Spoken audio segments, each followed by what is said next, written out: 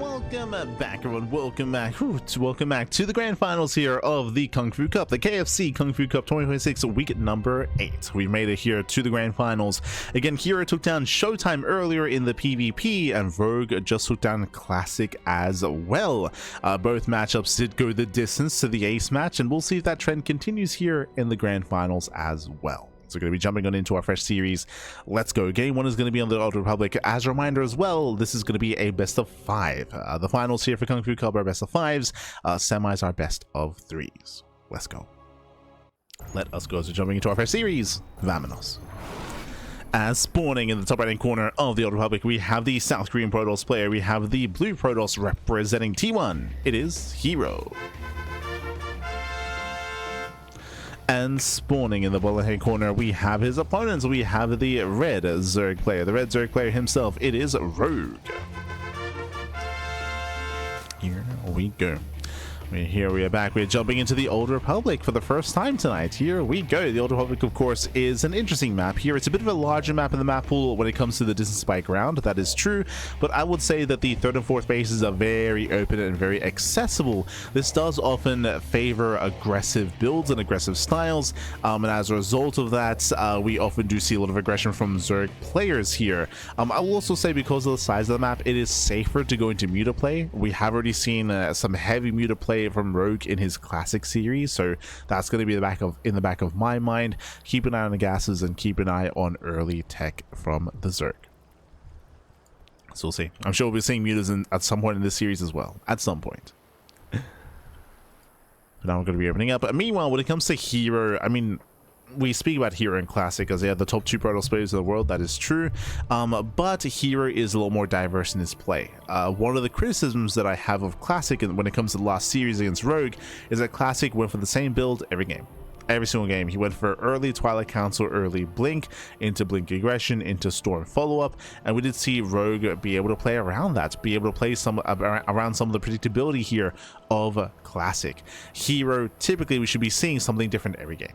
Every single game here, we should be seeing charge-based play, void ray-based openers, which he has been very fond of as of late. Going into Blink, going into Glaives. Typically does have more diverse play available to him. Not saying that he can't play Standard. herO can, of course. He can play Standard, but he often does mix things up.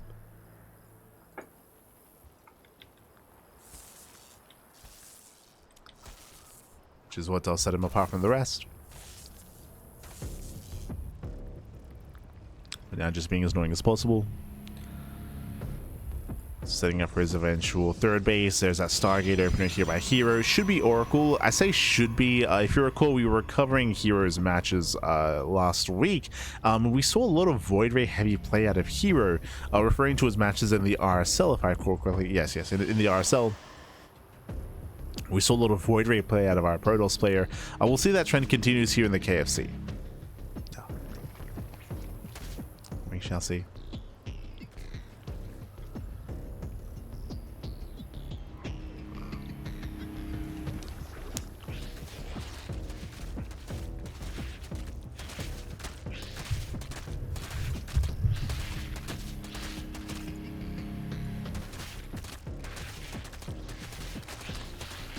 So players are going to be saturating. It is going to be Oracle first here by herO, not Void Ray.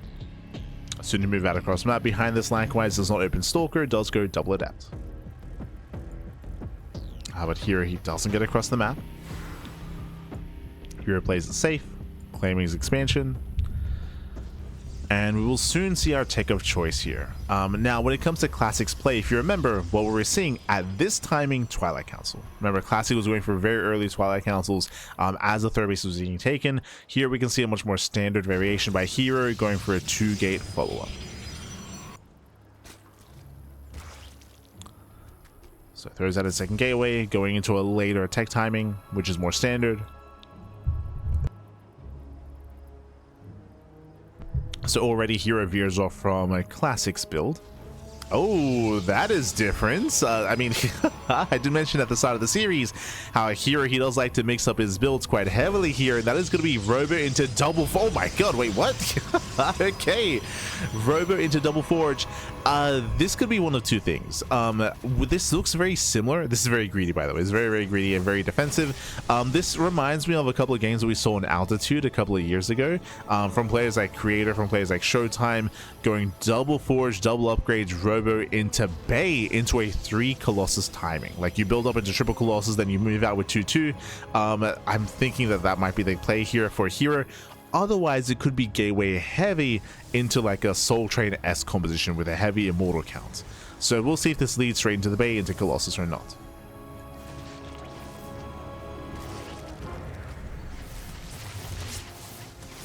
As your Oracles say poke in, it is going to be a early Roach Horn here out of Rogue. Still going Eva Chamber +1 at melee. This is actually looking very similar to the last game we saw between Rogue and Classic. So +1 melee lings into potential Roach play. We'll keep an eye on the gases to see if we do go into mutas. Meanwhile, no Bay. So no Bay. We're not going for any kind of rush into Colossus. This is going to be a gateway heavy style into like a Soul Train-esque push.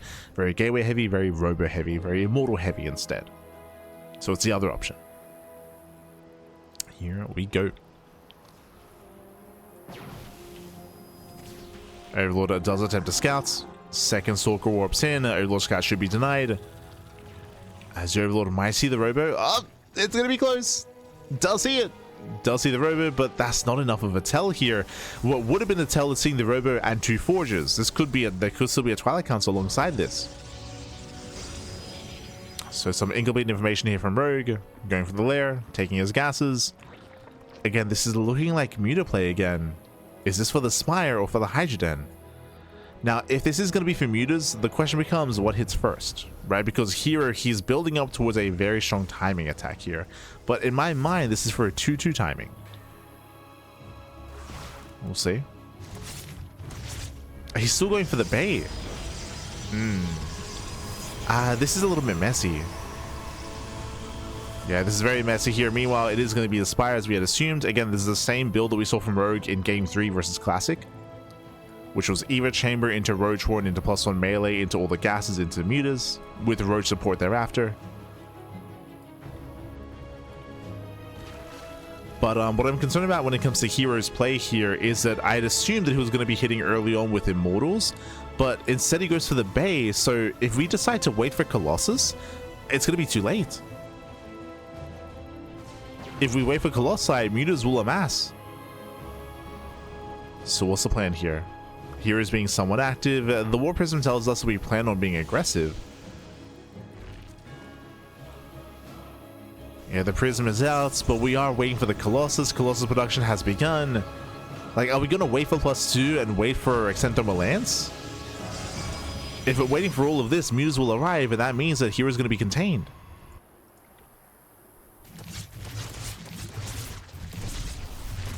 As Oracles, they get across the map, they get 1 drone. Oof, just the 1. herO just harassing with the Prism. And muta production has begun. And herO has no idea. Here he has no idea.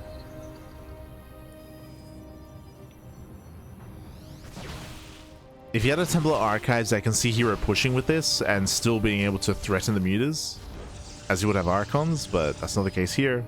There we go. Does Revelation. He does Scout. He does Confirm. Okay, he knows.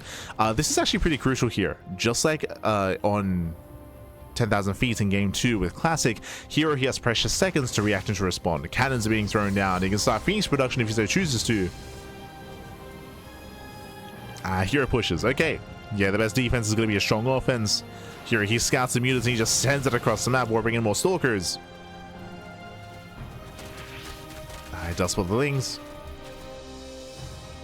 Here he rotates over. Trying to keep up. Does catch a couple mutas. He does catch 2. 1 or 2 mutas go down. Lings they move in. Colossus in position. Somewhat. Where are we going? Okay, Colossus is at the 3rd. Catching other mutas. Lings they rotate to the left hand side. But again, we're about to have 2 Colossi, and so far, herO is defending well. He's defending well, he's building up his army, rogue is maxed, and hero's army is slowly catching up in supply. And can hero hit before there are lurkers? He can. Yeah, he's pushing out here and now. As he moves out, Lings, they move in. Mutas for the most part have been dealt with. The muta play was not worth it, did not pay for itself. But the wall, no, the wall is wide open. Yeah, the wall's the wall. Lings, they collapse on the stalkers, they flood into the main, they flood into the natural, and hero, he F2s back home. He turns everything back around. Ay. The Lings don't actually get much done though. They kill cannons, but no economic damage. Very nice defensive by hero. But this did delay. This did buy time. The lurker den is now done. And can we morph in lurkers in time? No. Yeah, the answer is still no. We need lurkers, Fab. We need the lunkers. And without them, Hero is snowballing out of control. We have 3 lurkers morphing in. Hero can get on top of the lurkers. Roaches, they go for the dive. And he wants the first Colossus, he gets it. Yeah, he gets 1 Colossus. There's still 2 Colossi left. Lurkers do borrow. 0 detection. Yeah, there's no Oracle, there's no Observer. Oh, Colossus are exposed. A messy movement here from Hero. He will lose 1 more. He's down to 1. Down to 1 Colossus, but he will avoid the lurkers. Again, there's only 3. There's only 3 lurkers. Base goes down. Hero still trading well. He shaved off so many Hydras. And Hero might not be able to kill, but he is crippling. So he's trading well. As we're waiting for that Oracle. The Oracle's coming. It's gonna have 1 revelation. Even that might not be enough though. Lurker count is building up. If there's that first revelation, catching out 3 lurkers. He dives in, gets 1. And now there's an Observer. There we go. Observer has arrived. Behind us, we have the Mothership. We have Tempest production. Rogue is struggling to keep up, struggling to defend. We lose another lurker. He has 7. 7 lurkers remaining. Rogue going for the counterattack. Does hit the center expansion. Zelter hit the defense. Hero turns around. He turns around with his gateway arm, with his zealot, I should say. Force to cancel. Force to cancel. Delaying Hero. The lurker count is slowly building up higher and higher, but this is what's important here. Yes, now we have a secure lurker count. Now Rogue, he survives, he defends against the ground army, while Hero, this entire time, has been slowly building up his Sky Toss. The Mothership. The Tempest production has been underway. So Hero, he's in a sense 1 step ahead, where he's already getting the answer to the lurker. This is where Rogue, he thankfully already has a Spire because of the mutas. True, already has a Spire.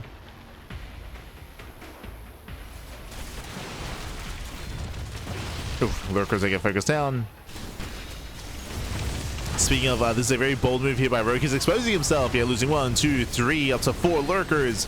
Up to 5. 5 lurkers go down. Heavy losses here for Rogue. He should not be out here. Not like he's losing 6. 6. Should it be 7? Do we get all 8? Oh, he does. 8 lurkers get picked off. Massive losses for Rogue. You can see him plummet in supply. And he is down to 0 lurkers. Yeah, just overly aggressive. He gets caught out on the map. Gets caught on borrowed. And with that, Hero has done it. He stumbles out of control. He didn't even need the Tempest, by the way. Didn't even need the Tempest. Didn't even need the Sky Toss. GG gets called, and Hero takes game number 1. GG. Whew. GG, well played. A very unusual build here by Hero, going for a fast double forge into Robo. Initially, I thought it was going to be for a 2-2 timing with 3 Colossus. Instead, it was like a mixture of like the 2 different styles. The other option I said was a heavy gateway composition with a heavy Immortal count. We began with early Immortal production into delayed Bay, into delayed Colossus production, and I was concerned that the mutas would gain map control and would contain the Protoss player and allow Rogue to take over the entire map. Mutas arrived, but if you remember, the mutas did not pay for themselves. They did not pay for themselves. The mutas were shut down. Hero, he thankfully was able to scout it ahead of time. If you recall, he saw the mutas with the Oracle. He got a revelation off, saw the mutas. He reacted with his own side defense. He took a defensive stance, and the mutas did almost 0 damage. Likewise, the Ling aggression also bought some time, but did not trade well. GG well played in the end. Hero snowballs out of control, and where that hero takes the lead in the series, now we're going to be loading the game 2, loading into Title Citadel. Let's go. Let us go. We're jumping to game 2, going to be loading into Title. Vámonos. As spawning in the top left-hand corner, we have the South Korean Protoss player. We have the blue Protoss representing T1, leading the series 1-0. It is herO. And spawning in the bottom right-hand corner, we have his opponents. We have the red Zerg player. The red Zerg player himself down in the series. It is herO. I see old mate Jason in the chat. Bearing in mind that whenever you go into Mutaplay, it is a very big risk. It's a very big gamble. I would argue that it shouldn't have worked in Game 2 versus Classic, but he had Forgotten Storm, so he had less anti-air and less to zone away. Game 3, if you recall, went unscouted. That's one of the reasons why it did excel against Classic. But again, that's one of the risks you take. That's a big risk, a big gamble, and it did not pay off for Rogue as it was scouted early on. So the big investment into Mutas is what set Rogue behind. Did fall behind.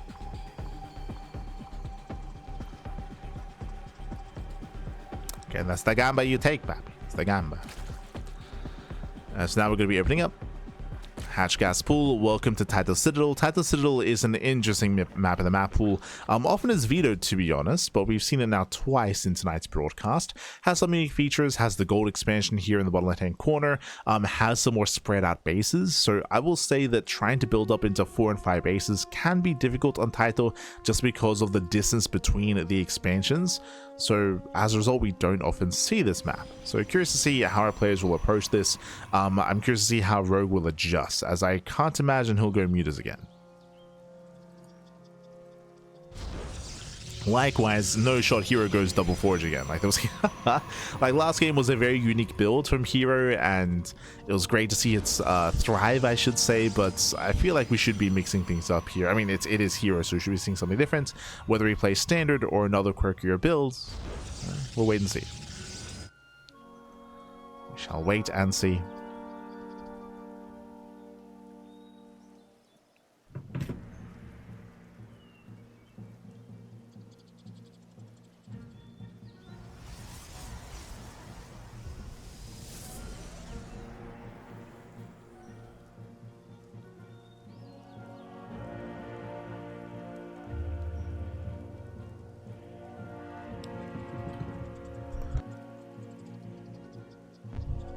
From here we are just going to be opening up once again Stargate opener out of herO. We'll see if he does open Oracle or Void Ray. As I mentioned previously in the GSL, we did see a lot of Void Ray heavy play out of herO, but again he is willing to mix things up and vary things up here.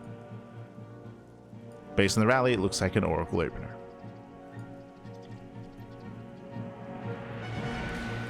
As a Rogue, it does claim his third.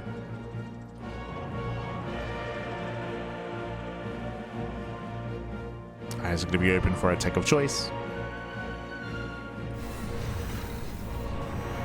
And on a map like this, because the bases are so spread out, I would say that typically Zerg players would be favored in the mid game when it comes to being at Ling or being hyper aggressive with Ling Hydra.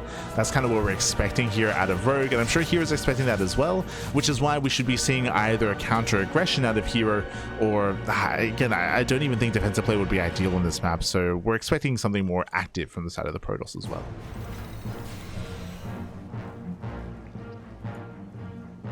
To fight for control of the game. Here setting it for his third.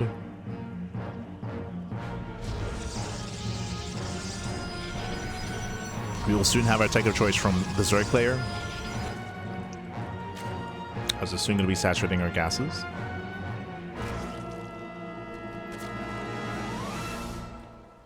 Yep, now it's time to pull in.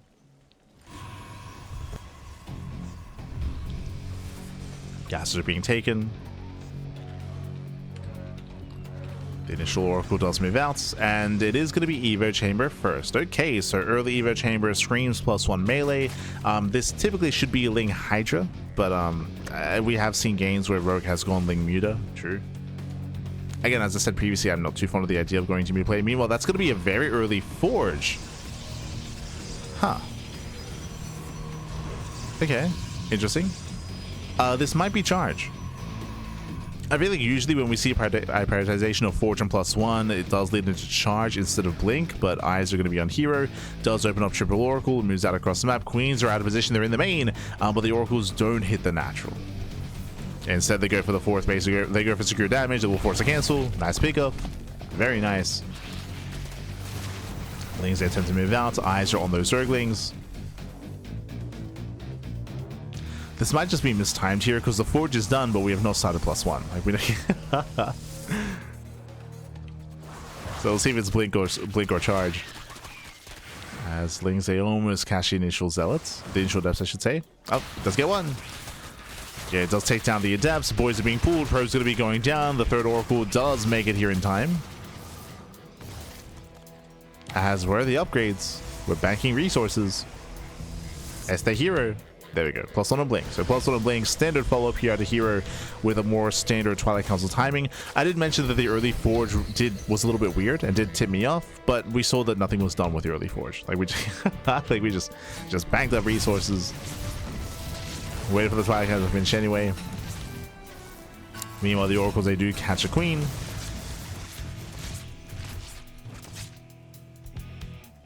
And I don't see any gas explosion here from Rogue. So far, he is on 3 gases. Lair is finishing up, and we're leaning more towards Ling Hydra, but we'll see. As another gas is taken. Basically, we're waiting to see what the Lair is for. What are we taking into? Oh, and there it is. It is going to be Ling Muta. Once again, if you recall, we saw this in Game 2 against Classic. Oh wait, was it Game 3 even? As Lings, they do force their way in. Yeah, they force their way in. Shading into the mineral line. So far, no scouting at the natural. They do shave off some Zerglings, but so far, no scouts on the Spire. And yeah, so far, every game, some variation of Muta play. Every game so far. This series out of Rogue. Did it twice against Classic.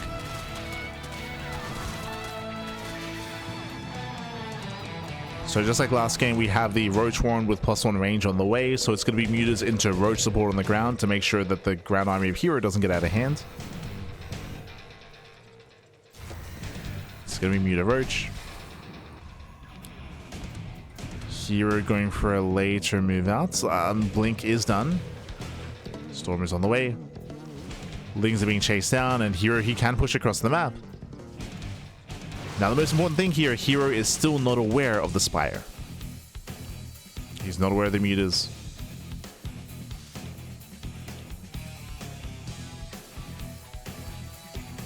So once again, a big risk, a big gamble here from Rogue. So far, it's working out. The oracles were distracted.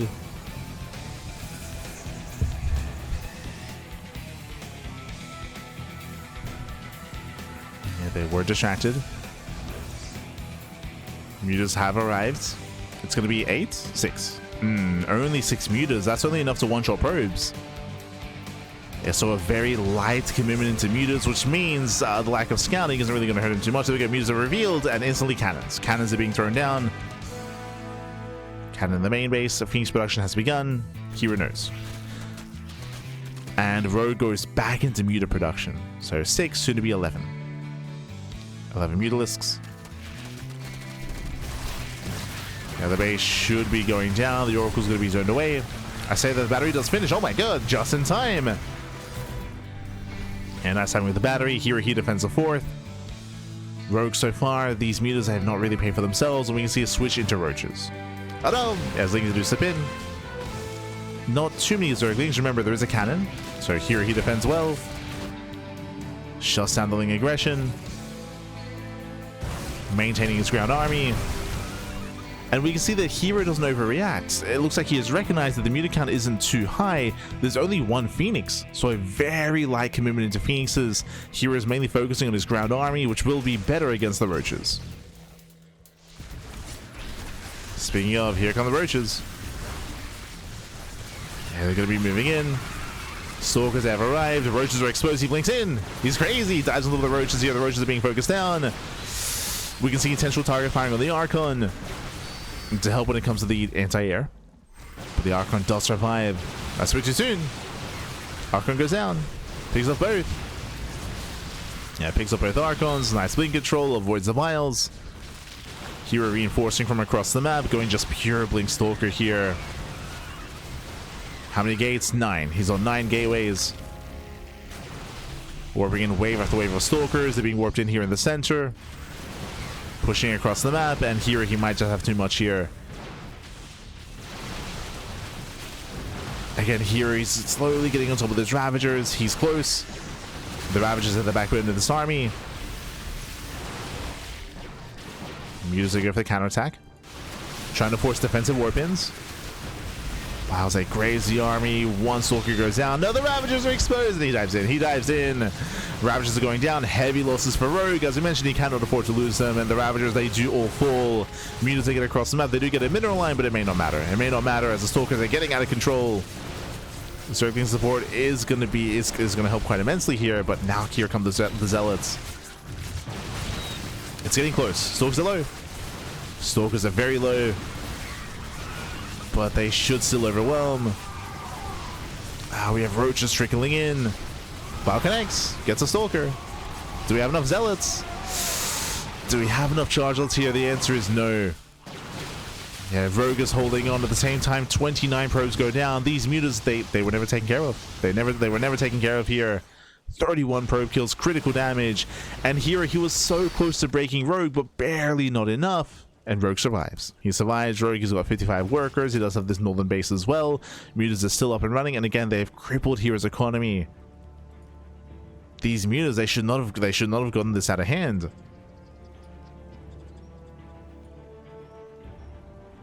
I don't blame herO. He was close to breaking Rogue then and there. It was the Ling reinforcements. Zerglings are ideal against Stalkers. They did an amazing job just tanking, not just tanking, but also collapsing on the Stalkers themselves. That was 37 Stalkers going down. Mutas are going to be cleaned up.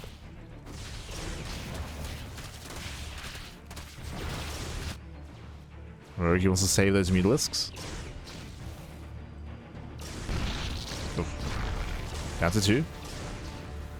So Mutalisks are now a non-factor. Hive is done. We have Adrenal on the way. Rogue is droning, getting up to 3 base saturation. At the same time, hero's economy isn't too that far off, actually. 56 probes. Getting up to 60. Tell us about the expansion.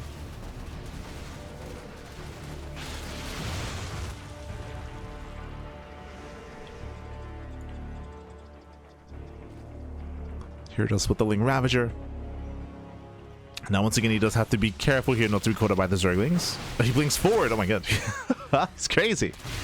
Yeah, blinks forward. He gets punished for it. Losing 1, 2, losing 3 Stalkers. Heavy losses for herO, losing 4 Stalkers already. And again, that should not have happened. But he did blink into the army. So we do need more Zerglings. Here he commits, nice blink control, does push forward. Not many Lings left over. Yeah, Banelings don't really help too much here, not against the Stalkers. Now the Banelings are down, Zealots rush in, GG gets called, herO does overwhelm, and herO, he will take a 2-0 lead in the series. GG. Whew. GG, well played. A very chaotic mid-game there as herO, he was essentially going for a massive gateway all-in, committing across the map, looking to break Rogue. The Mutas did crippling damage, that is true, but Rogue didn't have the best economy either, as we were trying to point out towards the very end there. Is like, hey, Rogue, he went down to 55 workers, herO had a comparable probe count, so herO actually had the better economy, and herO was able to maintain himself. Rogue was trying to re-drone, resaturate, and couldn't quite keep up. We also saw that, I would say that Rogue making all those Banelings at that time was a bit of a waste. Banelings are not ideal against Stalkers. They're amazing against Zealots, but it was a Stalker heavy composition, not Zealot heavy, so the Banelings were less effective, less efficient against the Stalkers, and by the time Zealots arrived, there were no Banelings left. But even if that wasn't the case, I don't necessarily think that Rogue would have held there just because of herO sustaining himself, sustaining his economy as well as it was, and then GG. GG, well played. With that, herO does snowball out of control, and with that, we're now getting into game number 3. Do we see Mutas 3 games in a row? Do we keep going? And do we go into Mutas again? Oh boy. I would hope not, but it seems like Rogue has been relying on this, and it worked against Classic, so I understand some of the logic here. It might just be his preferred style currently in PvZ, but we'll see. And spawning in the top left-hand corner of 10,000 feet, we have the South Korean Protoss player. We have the blue Protoss. Oh. We have the blue Protoss himself, representing T1, leading the series 2-0. It is herO. And spawning in the bottom right-hand corner, we have his opponents. We have the red Zerg player down in the series, down heavily. He has to fight back here and now to make a series out of this. It is Rogue. We go.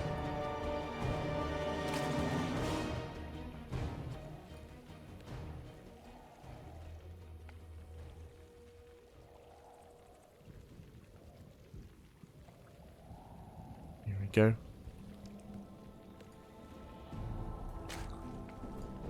As we are going to be opening up. And we are going to be selling in. And again, Rogue, he's been very heavily reliant on muta play throughout this entire tournament, not even just the series, but against Classic as well. And here it hasn't really been working out for him against herO. herO's done a great job when it comes to scouting at the last moment. herO has not been seeing the Spire, but he has been scouting the Mutalists themselves, giving him precious seconds to react, to respond, to set up back at home, and to come up with a game plan, of course, to punish the muta play, to counterattack across the map, and to shut Rogue down. So far, the mutas have not been worth it too much. I say too much because technically last game the mutas did pay for themselves eventually, but that was after he was already dying back at home to the Stalker aggression. Kept Rogue in the game, but wasn't enough to give him a lead.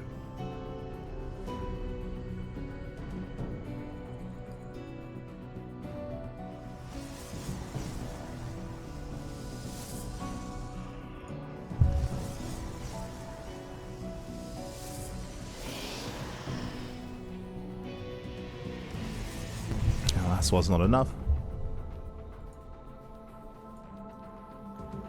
Our player's still just opening up.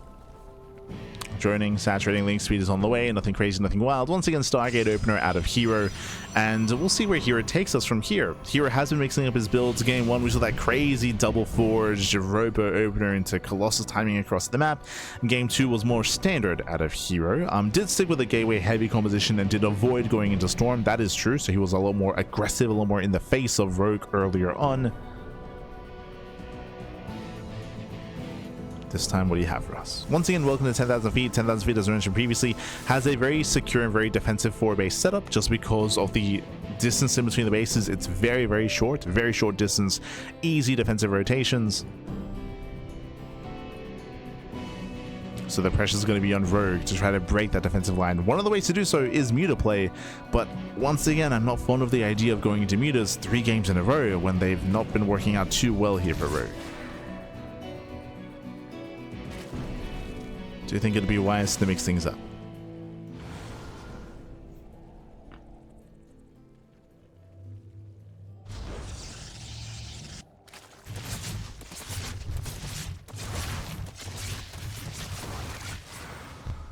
Setups are going to be zoned away.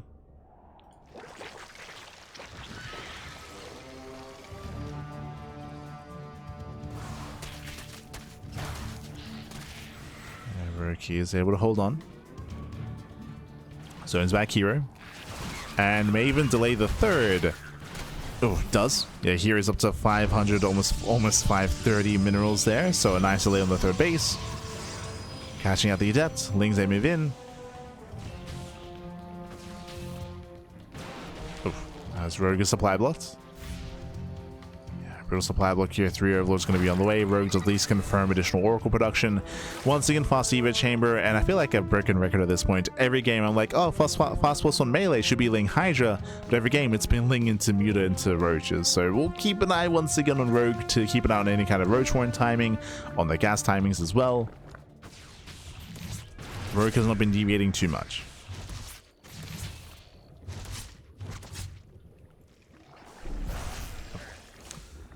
As Oracles they poke in, they delay the fourth base. 1, 2 drone kills, Queen's out of position, even going for the Spore as well. Very nice pickoffs.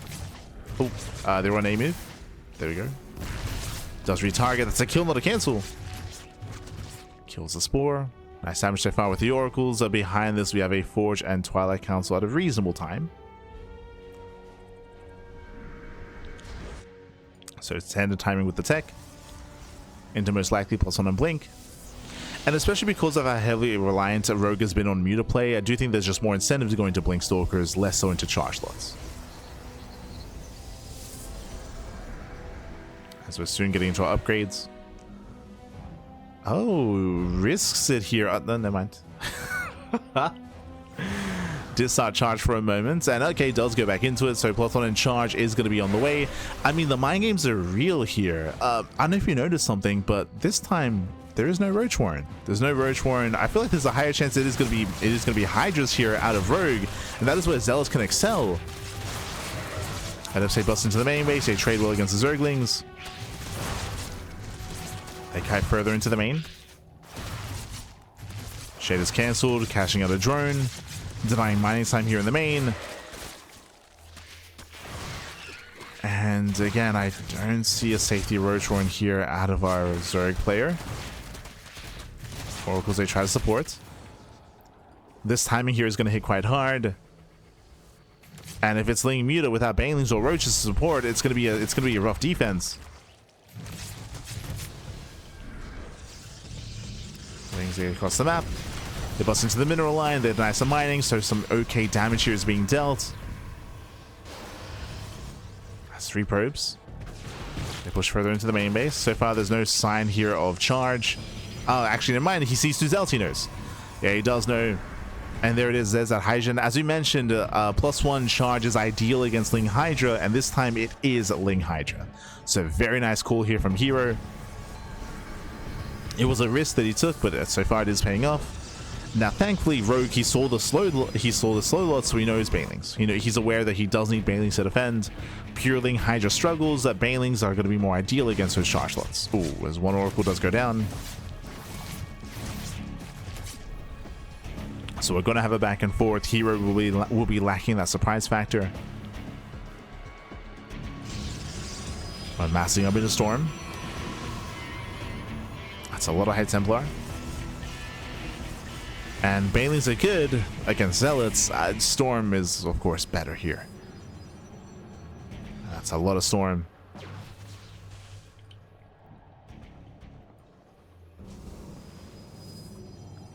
And here comes herO pushing with Storm. It's going to be 5 Templar, 5 Storms.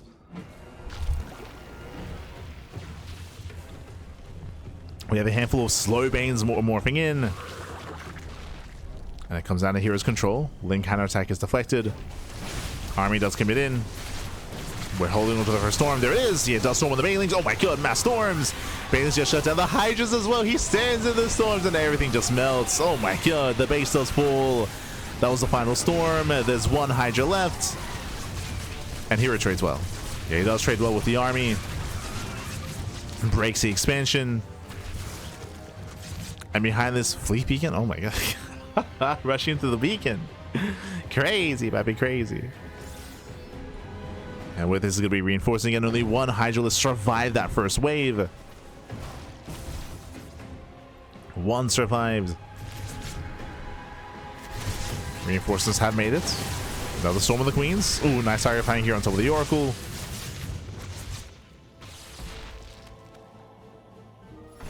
Here he wants the Queen. Tempted. Doesn't quite break through. And behind this we see Rogue rushing into Lurker Tech. So we have the Lurker Den on the way, attempted Infestation Bit, and the Hive Tech as well. So Rogue working towards Lurkers, herO already working towards Tempest. So we do have another Storm. And once again zones away, the army cannot engage. That's going to be another cancellation. And denies center expansion. There's still 1 Storm. herO does pull away. But again, he's been trading well. He's been trading very well here, mainly throwing away Zealots for Hydras, for expansions.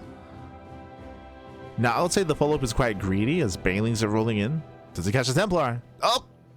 Ooh, not quite. And Banelings make their way into the mineral line. Cannons in position. Banelings, they get 1, 2, up to 4. Yeah, 4. 4 probes.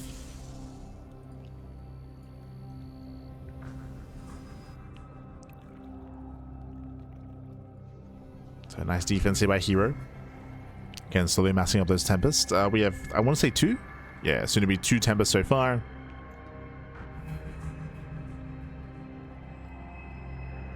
They are building up.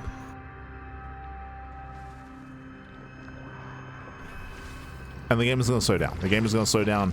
But the unfortunate positioning for Rogue, due to the lack of fourth base, as it's been knocked down time and time again, and lack of saturation, means that Rogue can't really threaten herO. herO is safe to take up into SkyToss. Usually doing this would be greedy. Usually doing this would mean that herO would be exposed with a lackluster army. And even here you can see herO, he's got 2 High Templar on the top side. He's got 3 Archons here on the bottom side. He's got a couple of Zealots in the center. herO doesn't really have much of a ground army, but neither does Rogue due to the lack of economy.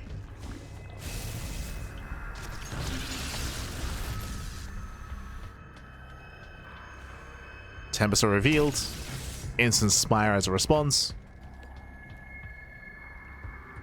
So Rogue getting ready for Corruptor production. At the same time, we have double Robo here from herO, setting up those Immortals.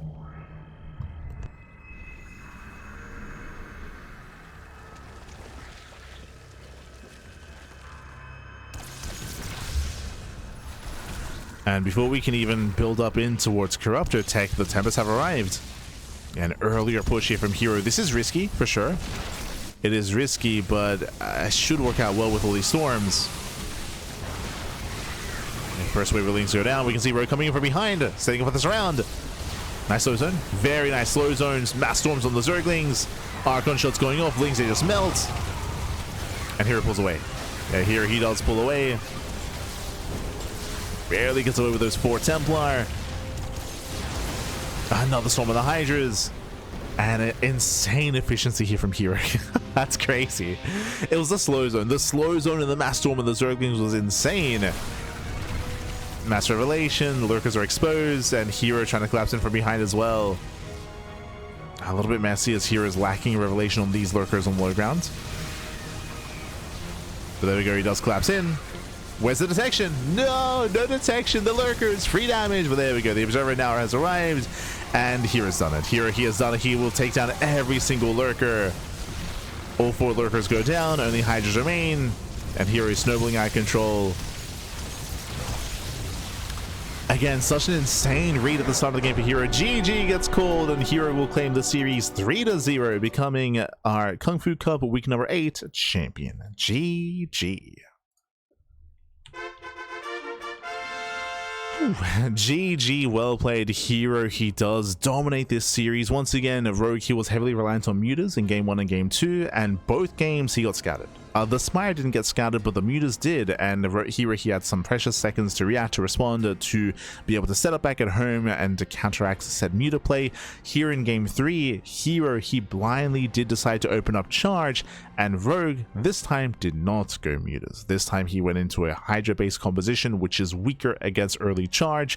We saw that as a result of that, herO was able to have a very strong trade early on, killing so many Hydras, so much Lingbane, and of course killing the forward expansion to ensure that Rogue had no economy coming into the mid game. It meant that herO could get away with the Tempest Rush. He could get away with rushing into SkyToss due to Rogue's lack of economy, and then we saw the early push as well. herO moved out with 160 supply. It was really interesting timing because of this timing though, he hit before Hive Tech upgrades kick in and before the Spire kicked in as well. So herO recognizing that he had a window of opportunity to push out, and that's why he was able to break Rogue. GG. GG, well played. herO does claim the series, but a shout out to Rogue because it's not easy to bring down a player like Classic. Rogue did defeat Classic on the way to the finals, so very nice result there from Rogue to pull that off. Unfortunately, he doesn't take down herO, but herO's the best pro in the world, so you know, he was favored coming into this. Rogue did very well for himself, making it to the finals. GG. GG, well played with that. Congratulations to herO for claiming the series, and that is going to be wrapping up our early morning broadcast. A bit of a shorter broadcast here, again a bit of a shorter finals I should say, but very quickly let's head on over here to the brackets, sorry, to the schedule. So we just wrapped up with our Tuesday morning broadcast of KungFu Cup. This evening we're going to be live with the podcast. That is going to be Tuesday evening. We have PvZ Cup tomorrow morning on Wednesday and Thursday, so back-to-back PvZ Cups. We have GSL, the GSL round of 8 will be beginning here on Wednesday and Thursday as well in the afternoons. We're going to be casting that live over on Soup. It's going to be our live soup coverage. Meanwhile, if you only watch on YouTube and Twitch, we're going to be rebroadcasting those VODs over the weekend. That is why you see the double up of GSL during the week and end of the week. That's the rebroadcast on Twitch and YouTube. Meanwhile, we have KungFu Giants Cup on Friday, and we have RSL the final 2 days on Saturday and Sunday as well. Again, we're going to be crowning our RSL Season 5 champion this weekend.